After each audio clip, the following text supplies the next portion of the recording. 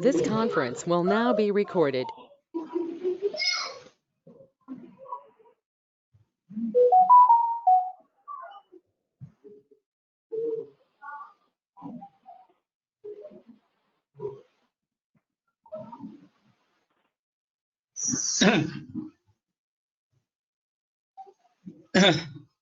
अद्य मंगलवासरः अथवा बहुवासरः निज अश्विन शुद्ध द्वादशी दिनांक 27 अगस्त अक्टोबर 2020 चरक सूत्रसान अध्याय 27 शंखं चक्रं जलपान दधतमृतकटं चारुदोर्भिश्चतुर्भिः सूक्ष्मस्वच्छातिरुद्यांशुकपरिविलसन् मौलिनं भोजनेत्रं कालाम्भोदोज्ज्वलाङ्गं कटितटविलसच्चारुपीताम्बराढ्यं वन्दे धन्वन्तरिन्दं निखिलगगवनप्रौढदावाग्निनीलं प्रौढदावाग्निनीलं ब्रह्मणो हि समारब्धा यान्त्येषु पूजिता अस्मदाचार्यपर्यन्तां वन्दे गुरुपरम्पराम्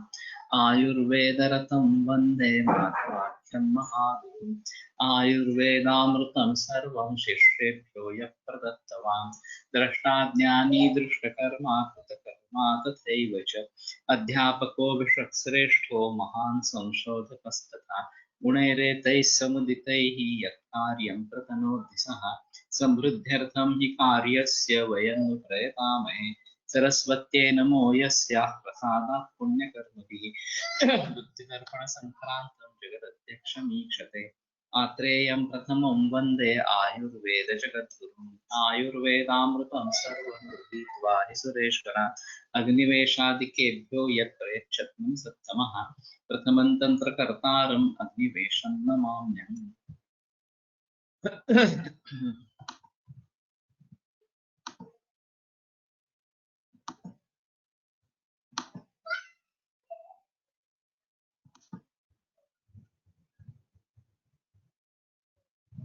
गुरुष्णं मधुरं रूक्षं केशज्ञं च शमीफलम्। तर्हि शमीकेशहन्त्री इति प्रोक्ता अतः तस्य उपयोगः यदि चेत् केशाः न वाञ्छिताः भवेयुः यथा श्मश्रूणि स्त्रियाः इति, तर्हि तस्य उपयोगः कर्तव्यः। मयापि कृतोऽस्ति, किन्तु तस्य यशस्विता न नागेव दृश्यते।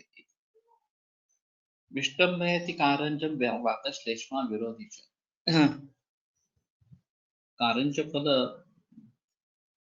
मया न चिन्त्यते, किन्तु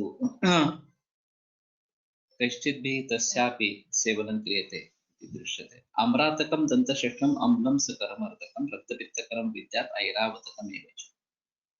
तर्हि करमर्दकम्, आम्रातकम्, अम्लं, रक्तपित्तकरं ज्ञातव्यं। मधुराणि फलानि यदि भक्ष्यन्ते चेत् तर्हि साधु इति मन्ये। वातघ्नं दीपनं चैव वार्ताकं कटुतिक्तकम्। वार्ताकं नाम ब्रिंजल अथवा बैंगन।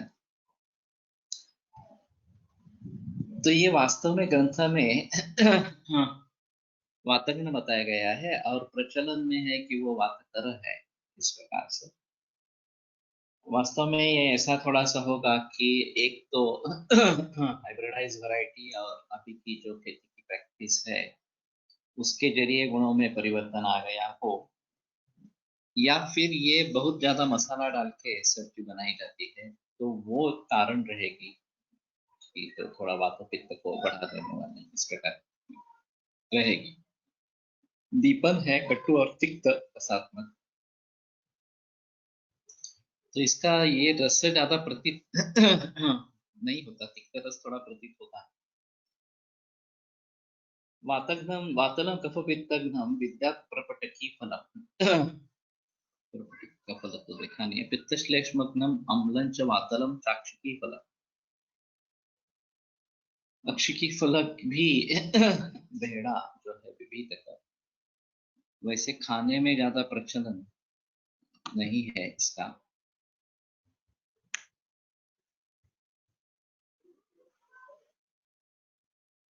ऑपरेट केले की खाऊ नका असं म्हणतात वांगी, असं का म्हणत असतात. मे बी ये वातकर्तृत्व उसका है, ऐसा समझते हैं, तो उसके हिसाब से ये बताते रहेंगे. लेकिन मेरे ख्याल में गलतफहमी है. जैसे कि दही ठंडा है ऐसा प्रचलन में है, लेकिन वास्तव में दही ठंडा नहीं है. उसी प्रकार ये वातघ्न है, लेकिन ये वातकर है, ऐसा प्रकार हो गया है इस प्रकार से. मधुराणि अम्लपाकीनि पित्तश्लेष्महराणि च अश्वत्थोन्दुम्बर लक्षण न्यकरोधानां फलानि च. तो उम्बर के इस प्रकार के खाए जाते हैं. अम्लपाकी और पित्तश्लेष्महर. उदुम्बरा वाले बाजार में मिलता है, उसमें काफी उष्ण तीक्ष्ण द्रव्य है. तो ये बड़ी दिक्कत वाली बात है. मैंने कुछ मरीजों में उदुम्बरा वाले एक शीत करके दिया, लेकिन पता चला कि उससे तकलीफ हो रही है.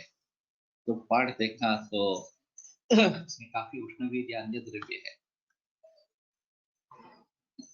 कषाय मदनाम्लानि वातलानि गुरुनिश. कषाय मधुर अम्ल वातल और गुरु इस प्रकार का है. Kshemakutuhala mention brinjal as त्रिदोषग्न एंड डिस्क्राइब मेनी प्रॉपर्टीज. वैसे देखा गया है तो एक भोजन कुतूहलम या क्षेम कुतूहलम में श्लोक आता है, भोजन अधिक वार्ताकम. जिस भोजन में वार्ताक या ब्रिंजल नहीं है उसका धिक्कार हो. वार्ताकम दिगवृंतकम. वार्ताक है फिर भी अगर उसका वृंत नहीं है तो उसका भी धिक्कार. सवृंतम दिगतैलाढ्यम.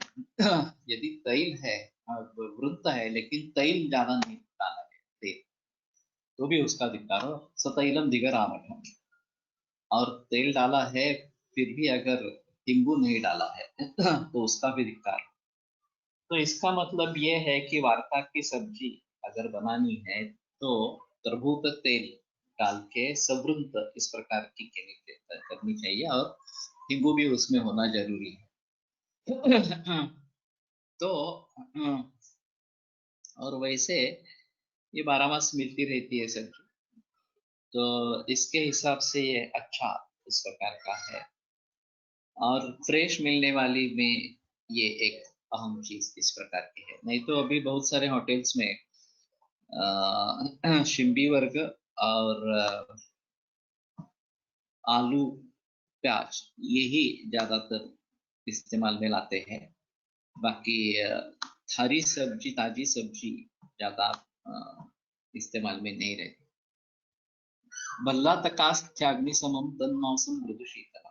बल्लातक अस्थि जो है वो अग्नि समय है, वो साक्षात अग्नि ही है. उसका मांस जो है वो स्वादु शीतल इस प्रकार का है. और ये गोड़म भी जो बताई जाती है ये भी अच्छी खाने के लिए बताई जाती है. तो पंचवक फल वर्गोयम उत्तर प्रायोपयोगी कहा.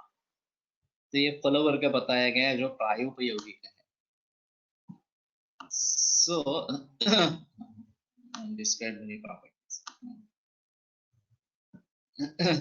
फल वर्ग. तो प्रायोपयोगिता ये एक अहम चीज इस प्रकार की रहेगी कि जिसका सामान्यतः ज्यादा से ज्यादा प्रयोग होता रहता है. ये प्रायोपयोगी ही यहाँ पे बताते रहते हैं. और उनके आधार पर जिनका प्रचलन है लेकिन जिनके बारे में गुणधर्म बताए नहीं है उसके बारे में सोचना है ऐसा थोड़ा सा. अथ हरित वर्ग जो मसाला इस प्रकार का जो है वो हरित वर्ग का नाम से प्रख्यात है. रोचनम दीपनम वृक्षम आर्द्रकम विश्वभेषणम वातश्लेष्म विबंधेषु रसस्तस्योपदिश्यते. तो रोचन दीपन वृक्ष ये खास प्रॉपर्टी है आर्द्रक की. एक वृषणगत वात में एक योग आया है, उसमें आर्द्रक स्वरस और मधु इतना ही योग आया है. शूल वृषण शूल पर्टिकुलर. तो मैंने उसका प्रयोग किया है और काफी अच्छा लाभ मिलता है. 5 साल में अगर दे देंगे तो उसका काफी अच्छा फल मिलता है. तो ये वृक्ष भी है, ये एक है. और आर्द्रक और विश्व भेषज दोनों को एक ही साथ में जोड़ा है. नहीं तो आर्द्रक जो है वो भेदन करने वाली इस प्रकार की है, और शुंठी जो है वो ग्राह्य। शुंठी या अदरक ये थोड़े क्षारक गुण धर्म वाले हैं, और शुंठी बनाते समय सिर्फ सुखाया नहीं जाता, ये चूने का उसमें प्रयोग किया जाता है, चूने के जल का और फिर शुंठी बनती है। तो ये थोड़ा देखना चाहिए। नागरिक उत्तम आर्द्रकम, ये जो बताया गया है कि जिसका शुंठी में परिवर्तन किया गया है, इस प्रकार का अदरक ये एक अलग गुणधर्म रहेगा। और मैंने 2 बार पहले बताया भी है, एक दत्तात्रेय शास्त्री जरूरतर की केस थी, और कोई एक मुस्लिम मरीज था, रोजाना ये रमजान के समय 40 दिन उपवास किया, और उपवास छोड़ते वक्त दही भात खाया, तो उससे तीव्र मलावष्ण हो गया और तीव्र शूल होने लगा। फिर डॉक्टर के पास लेके गए, उन्होंने सर्जन के पास जाने के लिए सलाह दी। सर्जन ने बताया कि मल की गांठें बन गई है और वो अटक गई है, और उसकी फिजिकल कंडीशन इतनी बेकार है कि वो ऑपरेशन स्वयं नहीं कर पाएगा। वो तो तड़प रहा था। तो इसके जरिए वो केस दत्तात्रेय शास्त्री जड़ूधर के पास आ गई। तो उन्होंने जब ये देखा कि मल बहुत कठिन बन गया है, तो उन्होंने नाभि स्वरस का आर्द्रक स्वरस का नाभि प्रक्षेप किया, और वो होने के बाद वो थोड़े मल के टुकड़े होने लगे और वायु निकल गया। बहुत ही दुर्गंधी था, और कोई वहां टिक नहीं पाया उस रूम में, लेकिन वेदना शांत हो गई और पेशेंट मर गया। लेकिन वो बहुत सुखी था मरते समय, कि मैं आराम से चैन से मर रहा हूँ, और मेरी वेदना पूर्णतः कम हो। तो एक अनूठा अनुभव है, और इसलिए ये वो ध्यान में रखना जरूरी इस प्रकार का है। वांगे व गवार, कंडू व दुधव्याधीमध्ये सामान्य लोक तळतात। या दोघांमुळे हे त्रास वाढतात असा अनुभव सांगतात।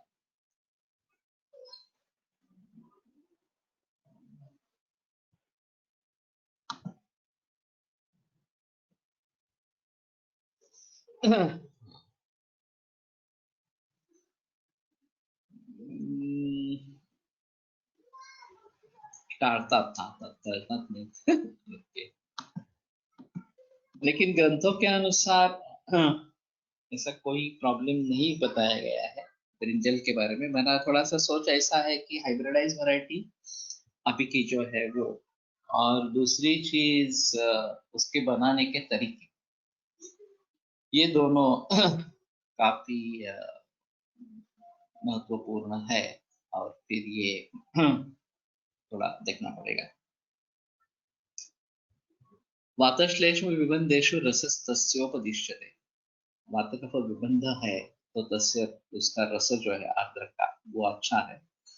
मामा जोशी बहुत सारे संधिवात के रोगों में अदरक स्वरस बाहर से लगाने के लिए कहते थे, मैं भी बताता हूँ, और उसके काफी अच्छे रिजल्ट्स आते हैं। सामावस्था अगर है तो ये काफी अच्छा काम इस प्रकार का कर लेता है। जंबीरा कफवातग्नः रोचनोदीपतस् तीक्ष्णा सुगंधिर्मुखशोधना जंभीरा कफवातग्ना कर्मिघ्नो भक्तपाचना। तो जंबीर जो है वो रोचन दीपन तीक्ष्ण सुगंधि मुखशोधन कफवातग्न कृमिघ्न और भक्तपाचन। तो कृमिघ्न और भक्तपाचन ये भी एक आया है प्रॉपर्टीज। तो ये आवश्यक। वृक्षामूल उष्ण सांगितले आहे, आणि व्यवहारामध्ये पित्त झाल्यास आमसूल सरबत पित्तशामक म्हणून सेवन करतात। लेकिन इसमें ऐसा है कि ये जो शीत पित्त उदर्द कोठ ये है, उसमें कफ प्राधान्य है, वात प्राधान्य इस प्रकार का है। उदर्दस्तु कफादिकः, और उसका शमन इसके जरिए होता है। और फिर जो पित्त बहिर्मार्ग हो गया है वो अभ्यंतर मार्ग में चला जाता है। ये इसकी एक खासियत है और इसलिए वृक्षामूल ज्यादा अच्छा इस प्रकार का है। जंबीर का मतलब एक बार देखे, श्वेतवृंताक तत् अर्षस विशेषण हितम असे वर्णन केले आहे। ये कृष्णा सांगली, कृष्णा नदी तीर में, सांगली वगैरह में थोड़ी हरी और श्वेत इस प्रकार की व्यंजन प्रचलन में है। उसकी एक अलग टेस्ट है, बहुत ही अच्छी लगती है। तो वो शायद इस प्रकार का आदर्श में उपयुक्त हो, ऐसा थोड़ा सोच सकते हैं। तो जंबीर, इडलिंबू, नारंग फल, क्योंकि ये जो लेमन नींबू जो है, उसका क्या नाम है,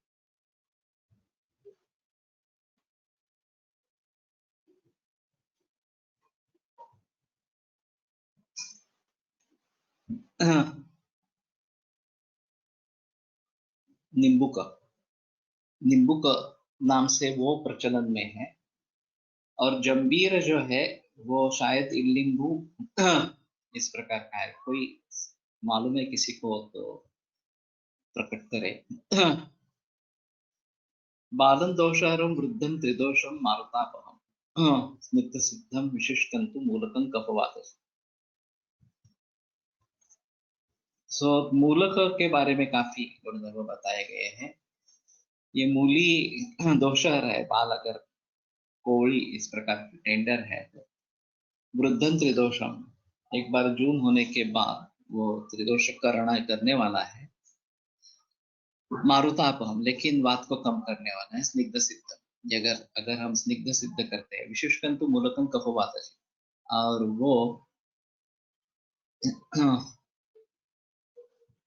कोकम अगर इज जस्ट कोकम, और कोकम शरबत में उसकी शक्कर डाली जाती है, दोनों टिकते हैं। कोकम आगर भी टिकता है और कोकम शरबत भी टिकता है, तो दोनों का प्रयोग होता रहता है। ये रेडीमेड है, उसमें शक्कर डालने की जरूरत नहीं पड़ती अगर आप कोकम शरबत बनाते हैं तो।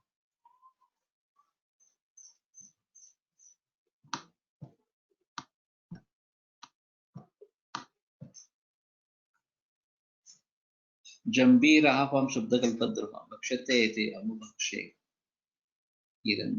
फलवृक्षविशेषा जमीर इति लेवु इति च भाषा, तत्पर्या दन्तशठा जम्भः जंभीरः जम्भलः इत्यामरः।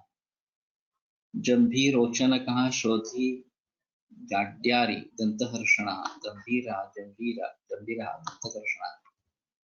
रेवतः वक्त्रशोधी दन्तहर्षकः इति जटाधरः। तस्य गणाजग्भिरमुष्णं गुरुवं लं दातश्लेष्मविबन्धनु शूलं कासकफक्लेश शर्दितृष्णामदोषुषित्। हास्य वैरस्य हृत्पीडा वन्दिमान्द्यकुर्मी हरे स्वल्पजंबीरिका तत्तृष्णाक्षर्णि निवारिणी इति भावप्रकाश। अम्लमधुररसत्वं वातनाशित्वं पथ्यत्वं पाचनत्वं रोचनत्वं पित्तबल अग्निवृद्धिकारित्वं च तिराजनिघण्टुः अत्यम्लत्वं गुरुत्वं सुगन्धित्वं दुर्जरत्वं वह्निकफवातविबन्धनाशित्वं च इति राजवल्लभः। पक्वस्य तस्य गुणाः मधुरत्वं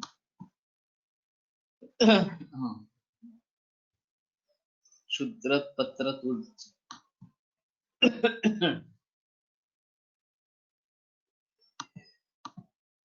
मुळाच्या शेंगाचे गुणधर्म काय असते? मुली जैसे समजे जंबीर पर्णासभेद इति टीका, इडलिंबू महाळुंग गिरवाण लवकोश। महाळुंग अलग है मातुलुंग, तो ये इडलिंबू ही बताना ज्यादा ठीक रहेगा। और जो आमतौर पर नींबू का प्रयोग होता है वो नींबू का नाम से है। इसके गुणधर्म सस्टेनेबल ना ऑर्गेनिक इसपे से मिलते। ओके।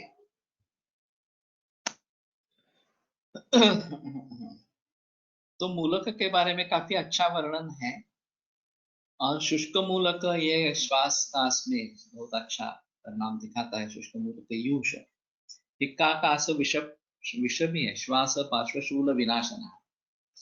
तो इसको बना के रखना चाहिए टुकड़े करके इसको सुखा देना और फिर उसका सूप बनाना मूलक का, ये अच्छा काम करता है। तो ये हमारे साथ में रहना चाहिए इस प्रकार से। पित्तकृत कफवातघ्ना सुरसा पूतिगंधा। तो सुरस जो है वो तुलसी, पित्तकृत और कफवातघ्न, पूतिगंधा, पूतिगंध को दूर करने वाला।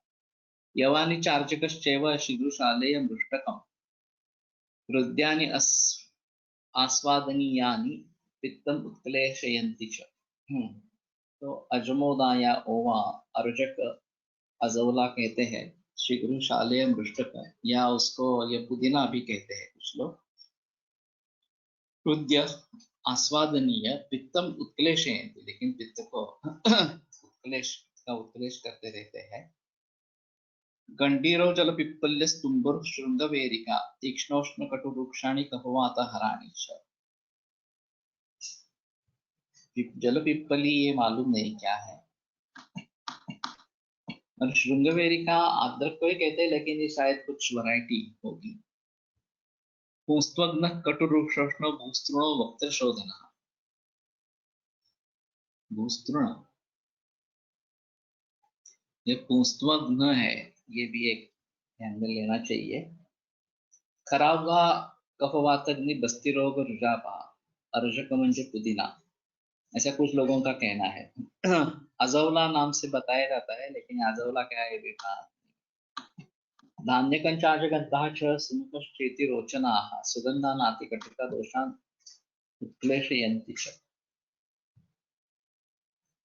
तो उसमें धान्य का प्रचलन में है, सुगंध ज्यादा कटु नहीं और दोषों का उत्क्लेश करते हैं।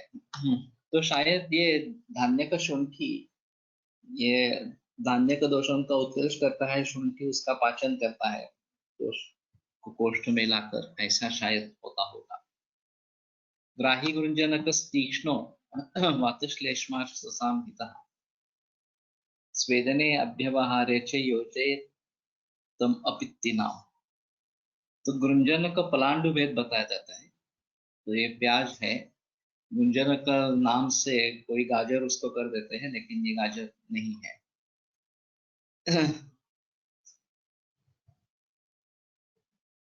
भूस्तृण म्हणजे नहीं, मुझे भी मालूम नहीं है भूस्तृण क्या है इस प्रकार का, तो थोड़ा देखना पड़ेगा। जिसको किसको मालूम है वो थोड़ा प्रकाश डाले। तो पलांडु जो है वो वातश्लेष्मार्श संहिता, वात कफ अर्श में हितकारक है। स्वेदने अव्यवहार, स्वेदन और अव्यवहार दोनों के हिसाब से श्रेष्ठ है। योजे तम अपित्तिना, तो जिनको पित्त की तकलीफ नहीं है उनको प्रयोग करें। वैसे रसोन उष्णवीर्य है और पित्त रक्त प्रदूषित करने वाला है, और प्याज उस प्रकार का नहीं है, शीतवीर्य बताया गया। और श्वेत पलांडु एक अलग आता है, भूस्तृण में भी गौती चाह। नहीं बता सकते क्या है इस प्रकार से।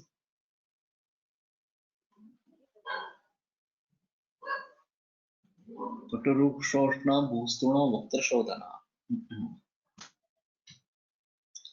थोड़ा गीर्वाण लघु कोश, अमर कोश में देखो।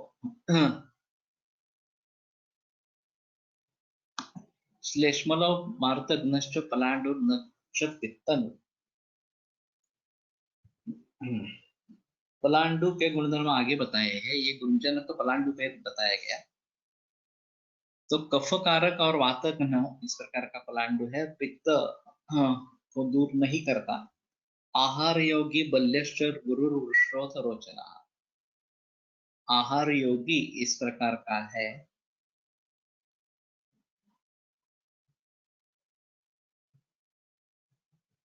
और वात कफ में हितकारक इस प्रकार का है।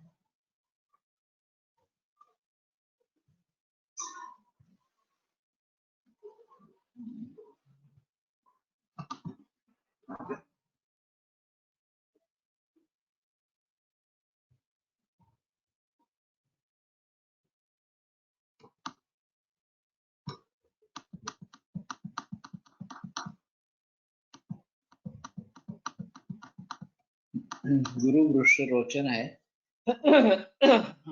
वास्तव में पलांडु और रसोन का प्रचलन बहुत ज्यादा समाज में है, और आलं लहसुन मिर्ची पेस्ट ये काफी प्रचलन में है, काफी तीखा प्रकार के बनाते हैं और आदि हो जाते हैं उसके बगैर टेस्टी नहीं आती है, ऐसा बोलते हैं। तो व्यंजन ये जो है वर्ग, हरितक वर्ग है, ये केवल व्यंजन के रूप में ही प्रयोग में लाना है। ऐसा नहीं करना कि जो मूल टेस्ट है, मूल रस है, वो ही निकल जाए। पलांडु लहसुन रायता रास्ता राष्ट्रम प्रजतम वाढवतात। रोहिस गवत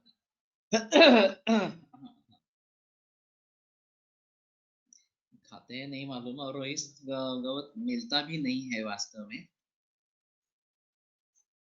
तो देखना भी चाहिए क्या है।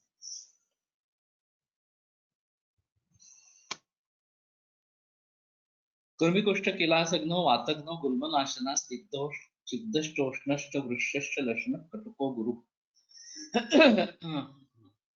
तो लक्षण जो है वो स्निग्ध उष्ण वृक्ष गुरु, और गुल्मनाशन कृमिकुष्ठ किलास को जीतने वाला। तो किलास ये भी इसमें एक महत्वपूर्ण है। और वैसे गुणधर्म अच्छे हैं, रसायन भी है वास्तव में ये रसोन जो है वो। पलांडुस्त गुण न्यून, इतना ही पलांडु के बारे में बताया गया है। तो दोनों इस्तेमाल में होने चाहिए ऐसा लगता है सभी वर्णन को देखते हुए।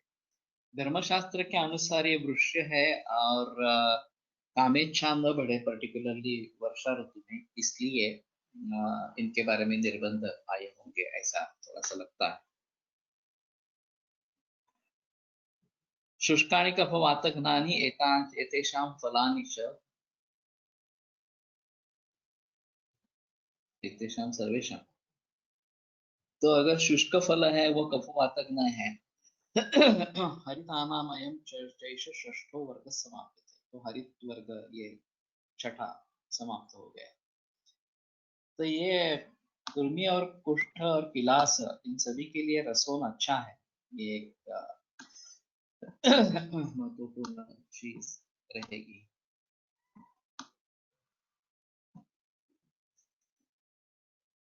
बावची लेप लसूण रसातून लावण्यास देता येईल श्वेतकोष्ठात। वैसे भी बावची उष्ण तीक्ष्ण है, और वो विस्फोट का निर्माण करने वाली है, और विस्फोट का निर्माण होना आवश्यक है उसमें। तो जिस जिस स्राव, लसिका स्राव उसमें से हो जाएगा तो श्वित्र ठीक होने लगता है। तो उसमें थोड़ा सा ये मालूम नहीं, ज्यादा उष्ण तीक्ष्ण हो गया तो तकलीफ करेगा, लेकिन ठीक है, एक बार करके देखेंगे। रसोन में उसका ये बना के, रसोन सा कल्प करता ये सर शायद बना सकते हैं। रसोन रसोन का ऑयल ही मिलता है, और वो कैप्सूल में फॉर्म में आता है। और ये हिंगु त्रिगुण तैल जो बताया गया है, इसमें वो सबसे ज्यादा रसोन इस प्रकार का है। और वात कफन में अच्छी क्रिया है, विबंध अगर है तो अच्छी क्रिया है। वैसे रसोन क्षीरपाक काश्यप संहिता में काफी दिया है, और उसके बारे में थोड़ा देखना पड़ेगा, सोचना पड़ेगा। लेकिन अभी उसका ज्यादा प्रचलन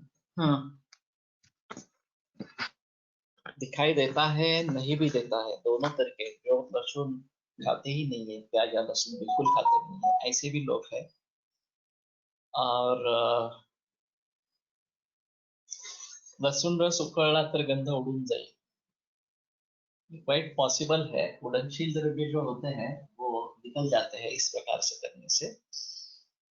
दूसरी एक रसोन की बड़ी इंस्टीट्यूट ये नगर रोड के कहीं पे है. हाँ, मुझे पक्का याद नहीं है कहाँ पे मैंने देखा है, लेकिन गवर्नमेंट इंस्टीट्यूट है रसों और प्याज की इस प्रकार की. और मैंने सुना था कि जब तक वो अवगुंठित है, उसके ऊपर उसकी छाल है, तब तक उसका वीर्य अच्छा रहता है. एक बार निकाल दिया तो तुरंत उसका प्रयोग कर लेना चाहिए, नहीं तो वो उसमें से जो कार्यकारी तत्व है वो निकल जाते हैं, ऐसा कहना है. तो इसलिए ग्रंथों में जो वर्णन आया है वो शुद्धि उसके अम्लरस में बताई गई है, उसके अम्लरस नहीं है. तो तक्र में उसको भिगो के रखते हैं और दूसरे दिन पानी से धो देते हैं और फिर तैल से या घृत से उसका प्रयोग किया जाता है. तो ये एक अच्छी चीज है. और चीले तैल लशुनम इस प्रकार से शायद तैल उसका जो दुष्परिणाम है उष्ण तीक्ष्ण वो कम करते हैं. वैसे कटुरस ज्यादा होने पर तेल का प्रयोग ज्यादा होता है. अगर आप बहुत तीखा खाते हो विदर्भ में काफी प्रचलन है, तो उसके साथ तेल होना बहुत जरूरी है जो उसकी उष्णता तीक्ष्णता को सहन करने लायक इस प्रकार से बनाए. तो इसीलिए लहसुन के साथ भी इस प्रकार का तेल लेना ज्यादा अच्छा है. और ये रक्त पित्त प्रदूषक है. और कोकोनट जो है कोबरा, वो रक्त पित्त प्रसादन इस प्रकार का होता है. तो एक खोबरा लहसुन चटनी ये जो बताते हैं करते हैं वो एक अच्छा कॉम्बिनेशन इस प्रकार का रहेगा. अगर लहसुन के गुणधर्म चाहिए और उसके दुष्परिणाम कम करने हैं तो खोबरा लहसुन चटनी ये अच्छा ऑप्शन इस प्रकार का है. तो लहसुन का कैसे इस्तेमाल करना है और किस अवस्था में इस्तेमाल करना है एक बड़ा होगा. और शायद हमें उसके बारे में ज्यादा पता नहीं है. ये अच्छा औषध भी है लहसुन, रसायन भी है, वृक्ष भी है. तो अमृतवात एक्सेप्ट रक्त एंड पित्त सोडून हाउ टू यूज इन सच अवस्था. तो लक्ष्मण क्षीरपाक वहां पे दे सकते हैं. पितरत्व मुक्त समस्ता वर्णावते इसमें ये बताया गया है. आले लसूण खोबरे अशी पेस्ट देखील योग्य हुई. ये भी ठीक है. हाँ, एक बार ये कॉम्बिनेशन करके देखना चाहिए, आले लहसुन और अदरक इस प्रकार का. मध्यम मांसम तथा लंच हितम लशुन सेविता, ऐसा थोड़ा सा वर्णन है. मध्यम मांसम अम्ल ये लहसुन के साथ हितकारक है. तो शायद तक्र में शुद्धि करवा ले और फिर प्रयोग करे, ये एक हिस्सा रहेगा. या उसके साथ में नींबू या ऐसा कुछ थोड़ा डाले, इस प्रकार की अगर चटनी करेंगे कि खोबरा लहसुन नींबू को इस प्रकार से और चाहे थोड़ा अदरक इस प्रकार से और नमक टेस्ट के लिए ये करेंगे तो चलेगा. क्षीरपाक करताना आतील कोंब काढून टाकायचा का सर? ये तो मुझे भी मालूम नहीं है. दातकार लसूण शुद्ध तेल पादात्म्य करण्यासाठी सांगितले बाधित्यामध्ये प्रमेहात. ओके. तो इसके बारे में थोड़ा सोच सकेंगे.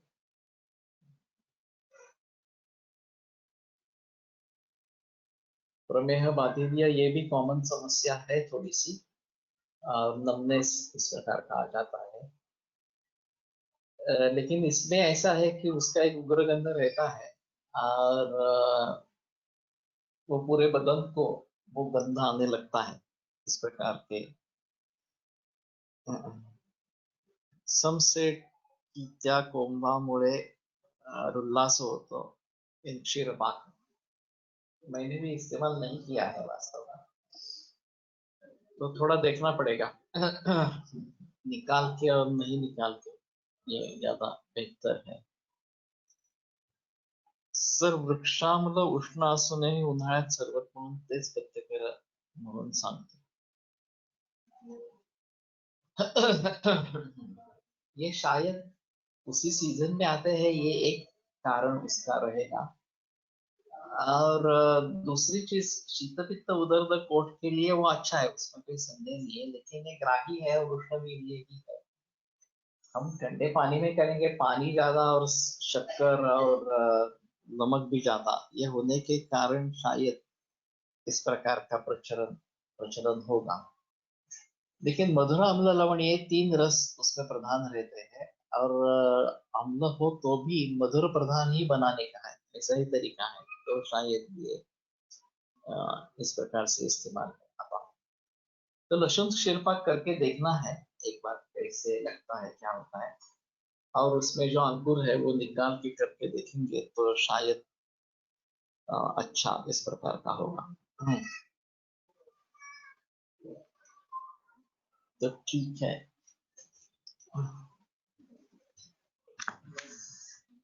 आगे चलते हैं।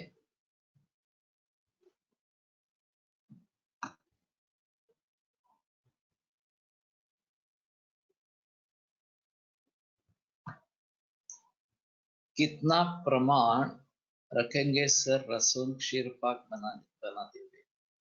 जनरली क्षीरपाक की जो परिभाषा है वो 1 भाग द्रव्य 15 गुना पानी 15 गुना दूध, ये एक प्रचलन में है।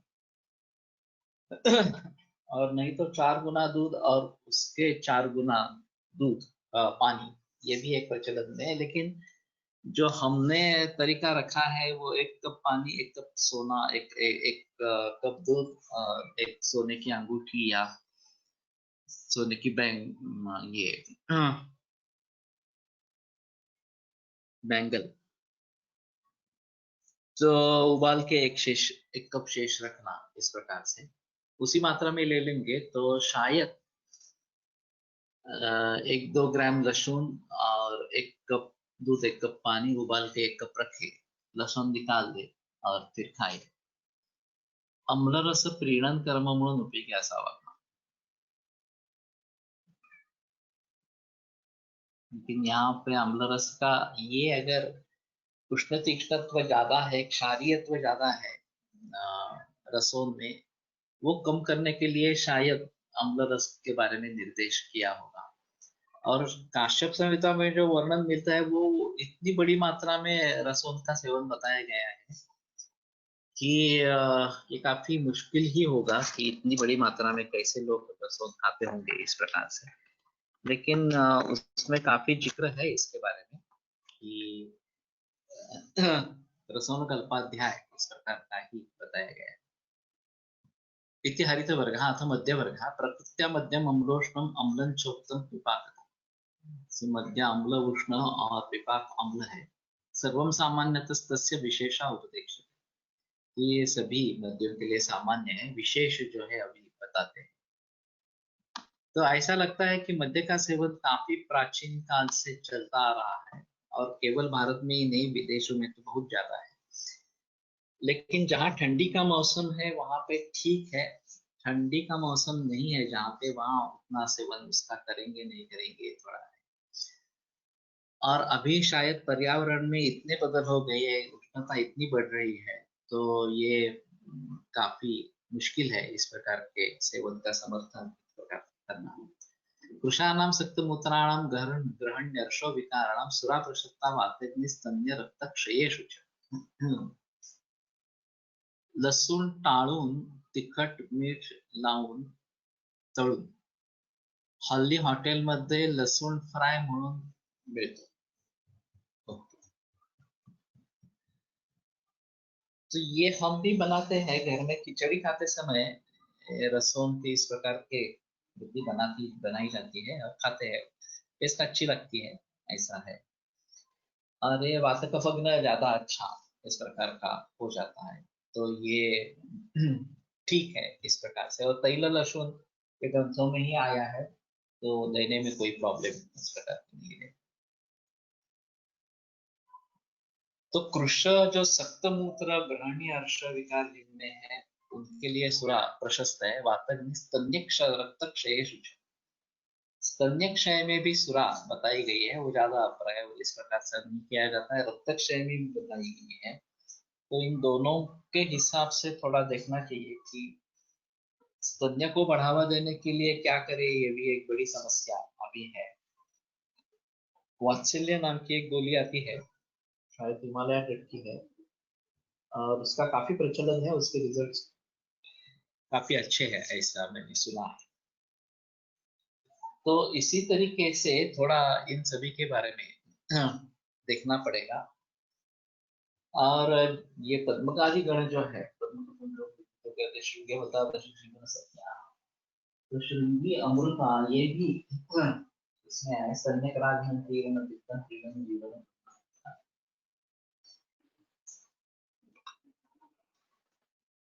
तो इनका सेवन करे ये बेटर ऑप्शन इस प्रकार के है।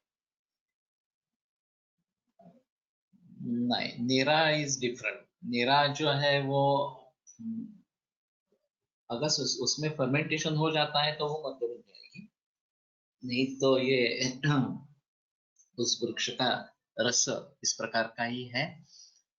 और अगर ताजी नीरा मिलती है तो बहुत अच्छे है, उसमें कोई प्रॉब्लम नहीं है। वो पित्त शामक प्राधान्य से है, शीतवीर्य इस प्रकार की, और तृष्णा शमन करने वाली, मधुर है। लेकिन बाजार में जो नीरा मिलती है उसमें 40% शुगर गवर्नमेंट ने अलाउ की है। तो एक पेडिट्रिशियन का लेख आया था बीच में कि उसने उसके लड़के को नीरा दे दी और फिर उसको काफी तकलीफ हुई। तो उसने बहुत सारा ढूंढ के निकाला तो पता चला कि ये गवर्नमेंट ने 40% शुगर ऐड करने के लिए अनुमति दे दी। वैसे शहद में भी ऐसा मध डालने की, ये शर्करा डालने की अनुमति दे दी है। एक अजीब मामला है इस प्रकार का। ताड़ी वृक्षाचा स्राव असतो होगा, यस। और फर्मेंट हो जाने पर ताड़ी बन जाती है उसकी। और वात्सल्य, वात्सल्य नाम की टैबलेट है, और उसके रिजल्ट्स अच्छे हैं स्तन्य जनन के लिए। अभी सोनाली शिंदे के फार्म में ये लगाए हैं, नीरा के वृक्ष जो है ना वो लगाए हैं। तो शायद एक 2-3 बरस के बाद वहाँ अच्छी नीरा मिलेगी ताजी। वहां पे रहते हैं तो सुबह ताजी नीरा निकाल के पी सकते हैं। तो ये सबसे अहम बड़ा इस प्रकार का रहेगा। सक्तमूत्रम म्हणजे काय, म्हणजे मूत्र अटक गया हो तो वो निकालने के लिए फायदेमंद है। तो विबंध दूर करने वाली इस प्रकार की है सुरा जो है। और सूक्ष्म स्रोतगामी और वैवाहिक विकास होने के कारण ये हो सकता है। व्हाट इज डिफरेंस बिटवीन सुरा एंड मदिरा?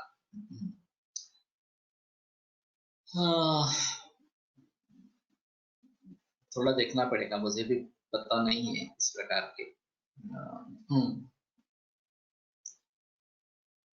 एक थोड़ा सा ऐसा रहेगा, एक मेरे पास केस थी, ब्रेस्ट कैंसर था, और फिर lung, liver, uterus and ovary ऐसा मेटास्टेसिस हुआ था।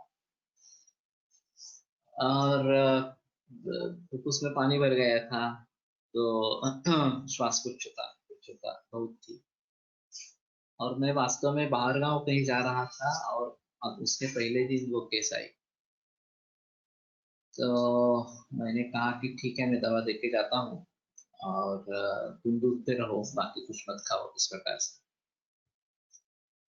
तो वो मुझे उसकी चिंता सताती रही कि उसका क्या हुआ होगा, लेकिन वो अच्छी थी और दूध 1.5 लीटर तक जाने लगा। बुढ़िया औरत थी, 72 वय था। और वापस आया तो देखा कि श्वासकोशता काफी कम हो गई है, पेन भी कम है, भूख बढ़ने लगी इस प्रकार से। तो ये सिलसिला अच्छा चलता रहा।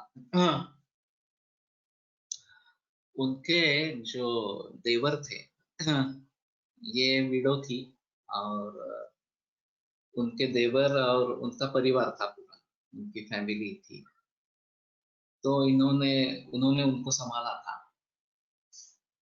तो उनका मुझ पर भी विश्वास नहीं था और आयुर्वेद की भी ऊपर विश्वास नहीं था। और वो मुझे बार बार ये पूछते रहते थे कि एक बार हम एक्सरे करवा लेंगे फिर से। तो मैंने कहा क्यों करना है एक्सरे, कोई जरूरत ही नहीं है, वो ठीक है, अच्छी है, तो एक्सरे करने की जरूरत नहीं है। From which pharmacy x ray tab is available, Himalaya या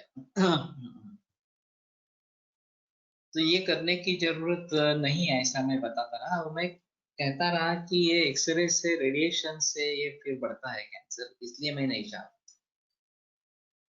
फिर उन्होंने एक दिन ऐसा कहा कि नहीं नहीं, मैं आज लेके ही जाने वाला हूँ उसको और एक्सरे करवा के ही दूंगा। बोले ठीक है, करो करो, वैसे कोई मैंने सुझाव तो दे दिया कि मत करो, लेकिन आपको करना ही है तो करो। तो फिर शाम को वो एक्सरे फिल्म लेके आए, और उन्होंने बताया कि नहीं, डॉक्टर ने बताया कि इसमें सुधार है पहले वाले एक्सरे और इस एक्सरे। तो उन्होंने आपको बुलाया है, वो बोले कि इस प्रकार का सुधार नहीं दिखता है कैंसर में, आप किसकी ट्रीटमेंट ले रहे हो। तो मैंने कहा कि आयुर्वेद की ट्रीटमेंट कर रहे हैं। तो वो बोले कि उनको डॉक्टर को कहो मुझसे एक बार मिले। तो डॉक्टर तपस्वी करके थे लक्ष्मी रोड पे। तो मिलने के लिए गया। तो उन्होंने वो एक्सरे के जरिए मुझे एक्सप्लेन किया कि ये एंगल बढ़ गया है, इसका मतलब फेफड़ों का कार्य सुधर रहा है और लंग कैपेसिटी बढ़ गई है, और पानी जो है वो कॉन्सेंट्रेट हो गया है, तो ये बहुत अच्छा रिजल्ट है, तुम तुम्हारी ट्रीटमेंट चालू रखो इस प्रकार से। तो ये सब होने के बावजूद उस व्यक्ति का, देवर का कहना ऐसा था कि तुम पहले आके क्या करते हो, तो धन्वंतरी को नमन करते हो और फिर दवाखाना शुरू करते हो। ये मेरा शुरू से ही रिवाज है कि हम मरीज देखने के पहले धन्वंतरी का धन्वंतरी की प्रार्थना करेंगे और फिर क्लिनिक आरंभ करेंगे, और शायद उसी के जरिए ये रिजल्ट्स है। मैंने कहा वही है। शास्त्र का कुछ मतलब नहीं है उसमें। तो ये लोगों के विचार किस प्रकार के हैं, ये एक महत्वपूर्ण है कि अभी भी उस समय भी इतने अच्छे रिजल्ट्स मिलने के बावजूद भी उनका यह कहना था कि आयुर्वेद शास्त्र नहीं है, तुम्हें सक्सेस है, ये अच्छी बात है क्योंकि तुम प्रार्थना वगैरह करते हो, इसलिए तुम्हें सक्सेस है। तो ये बात ध्यान में रखना है, बहुत पुरानी बात है, ये बात ध्यान में रखना जरूर इस प्रकार का रहेगा। और उनमें, हाँ, मैं अभी मूत्र सप्तम मूत्र, उनको एक बार मूत्रावरोध हो गया, मूत्र संघ हो गया। तो मैं उलझन में था कि अभी कैथेटराइजेशन करना पड़ेगा, तब तक शांति नहीं मिलेगी। तो लेकिन उस समय में मैंने ये क्षार का प्रयोग किया, यव क्षार का। अब थोड़ा ही क्षार घी के साथ दे दिया और उससे अवरोध दूर हो गया, मूत्र परिवर्तन हो गया और वो बच गई उस समय में। तो ये काफी दिक्कत वाली केस थी मेरे लिए। 6 महीने तक बहुत अच्छा रहा, 6 महीने के बाद धीरे धीरे डिटोरेशन होना आरंभ हो गया, और हर रोज सुबह मुझे पहला फोन नहीं खाता था, आज ये हुआ वो हुआ, सांस फूली या पेट में दर्द हुआ वगैरह वगैरह इस प्रकार से। लेकिन वो 1.5 बरस तक जिंदा रही, और अच्छी जिंदा रही इस प्रकार से। तो सुरा सप्तमूत्राणाम ग्रहण अर्शो विकार, इसमें ये देखना इस प्रकार का चाहिए। इक्काश्वास प्रतिष्ठाय कासवर्चो ग्रहा रुचौ वम्याना विबंधेषु वातरिणी मदिरा। तो ये थोड़ा देखना चाहिए, सुरा और मदिरा में अंतर क्या है, अगर कहीं से कोई रेफरेंस मिले तो ज्यादा बेहतर है। सुरा के ऊपर का स्वच्छ भाग मदिरा। अह, सुरा के भेद, वैभीति सुरा वगैरह वगैरह इस प्रकार से आगे भेद बताए गए, तो उसके निर्माण में कुछ अलग होता होगा ऐसा मुझे लगता है। मदिरा के बारे में कैसे रहेंगे और सुरा के बारे में कैसे रहेंगे मालूम नहीं। लेकिन कुछ ना कुछ उसमें थोड़ा बदल होगा ऐसा मुझे लगता है। तो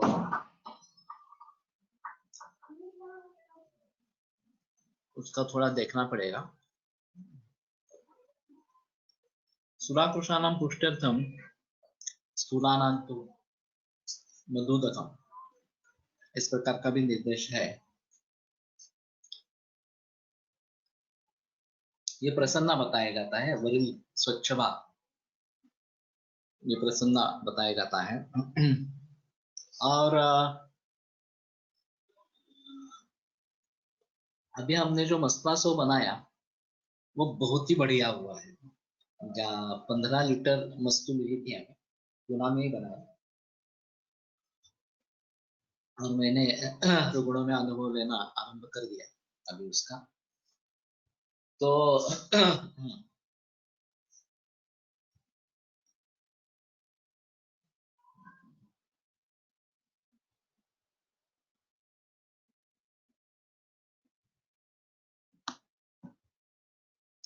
मदिरा ये मद्य के लिए यूज किया जाने वाला वर्ड तो नहीं, और इज इट टाइप ऑफ मद्य?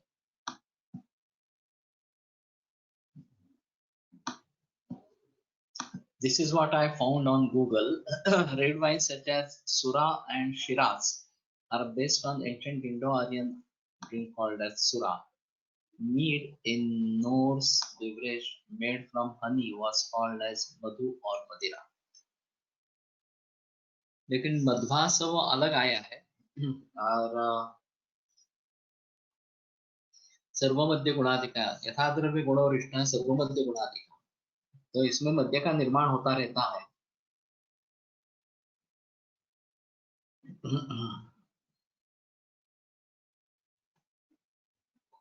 तो थोड़ा देखना चाहिए, मुझे भी समझ में नहीं आ रहा डिफरेंस क्या है इस प्रकार का।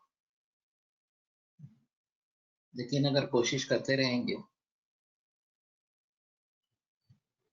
तो इंफॉर्मेशन थोड़ी थोड़ी मिलती रहेगी। और शायद जो बुजुर्ग लोग हैं उनसे बात करेंगे। I have inquired at many places but not got any reference how to prepare Sura means exact proportion of ingredients. I want to prepare and test baby tikka Sura and test in Pandu. पथ्या बेबी तकी इस प्रकार की बताई गई है, और सुरानिलग्नि इस प्रकार का भी बताया गया है। तो शायद थोड़ा देखना पड़ेगा। विदेश में रेड वाइन काफी प्रचलन में है। शालिपिष्ट कृतम मध्यम सुरा,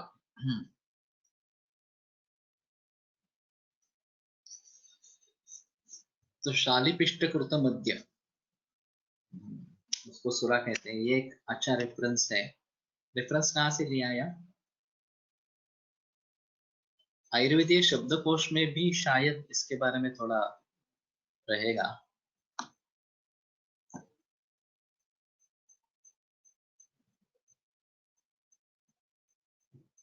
तो देखते हैं, इंफॉर्मेशन जैसे मिलती है वैसे पोस्ट करते रहना।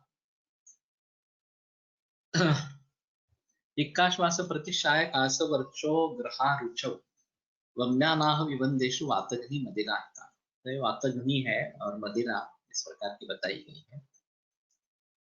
ये काफी वाग्भट सूत्र है मादृटी का। ओके।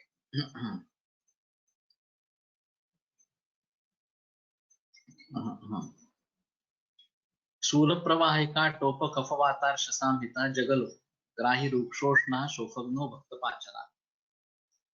ये जो जगल है बताया जाता है वो नीचे रहने वाला, प्रसन्ना ऊपर रहने वाला स्वच्छ भाग, और जगल जो नीचे बैठ जाता है। तो वो जगल अगले संधान के लिए उपयोग में लाया जाता है। तो ये एक फल वापरून बनवतात ते मध्य, धान्य वापरून बनवतात ती सुरा। रेफरेंस कहाँ पे है?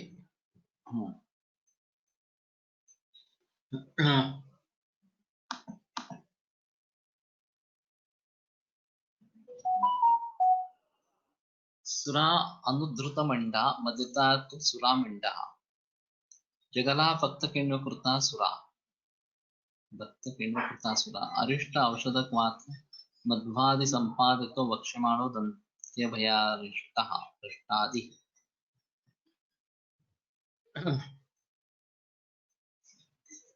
तो जिसमें से मंड निकाला नहीं है वो सुरा, और मदिरा सुरा मंड। जगला भक्त किण्व कृता सुरा। Mruta Sanjeevani Sura is very useful in general debility and used widely in Kerala. तो ये मिलती है मृत संजीवनी सुरा, मुझे मालूम नहीं था ये मिलती है करके। अगर मिलती है तो अच्छी चीज है, देखते हैं इसे। ओके।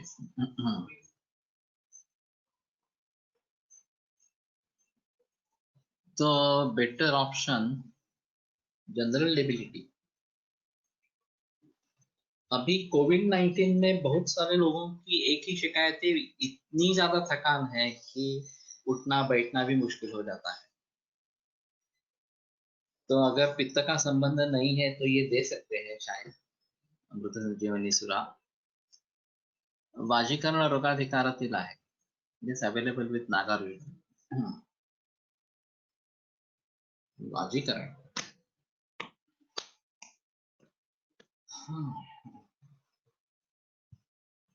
ये मुर्दे को भी संजीवन देने वाली है, तो एबीएसजी एक ठीक है। वैभव हमारे लिए भी मंगवाने के लिए सोचो। वैशुज्य रत्नावली, ओके।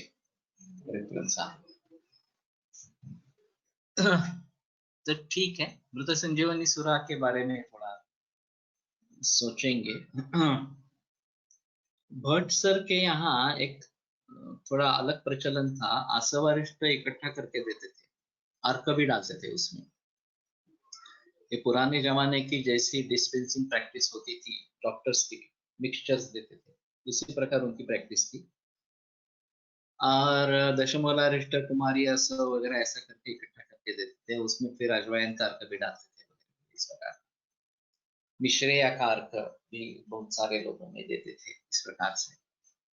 तो ये एक थोड़ा अलग रहेगा, और ये डिस्पेंसिंग प्रैक्टिस एक इंडिविजुअलिस्टिक इस प्रकार की होगी, और मध्य के गुणधर्म उसमें इस प्रकार के मिल जाएंगे, ये एक अहम चीज है।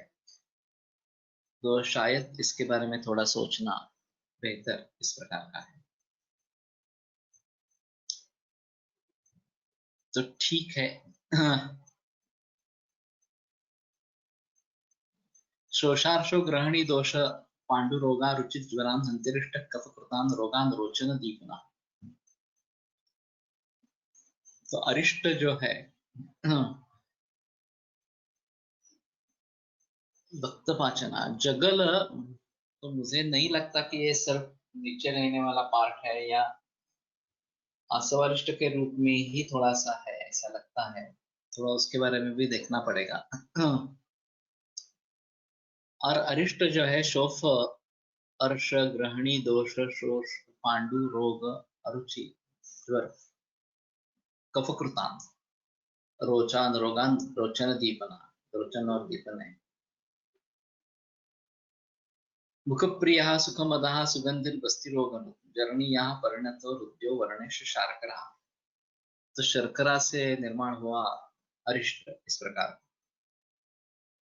अरिष्ट और आसव में क्या अंतर है, ये भी एक अजीब चीज है। जनरली एक ऐसा कहा जाता है जिसमें अग्नि संस्कार होता है वो अरिष्ट है, और सिर्फ रसों से जो बनता है तो आसव इस प्रकार का बनता है।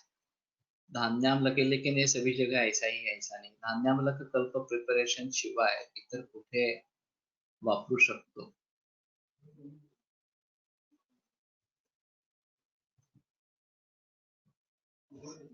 मैं समझा नहीं एक्चुअली।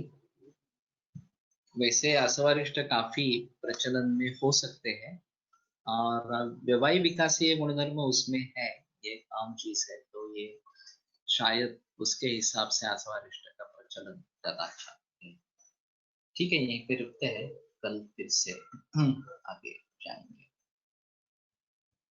आयुर्वेद प्रकांडो निगदितैः शल्यतंत्र प्रधानः शिष्येभ्यः शाश्वतोऽयं निखिलजनकृपा व्याप्तचित्तेन येन आयुर्वेदस्य वाञ्छन् पुनरपि भुवने तां च सुष्ठु प्रतिष्ठां श्रेष्ठं धन्वन्तरिं प्रणमति च सदा वैद्यवर्गो नूनम् वैद्यवर्गो हि नूनम् विरम्यते व्याख्यानव्यापारः श्वः पुनरपि मिलिष्यामः।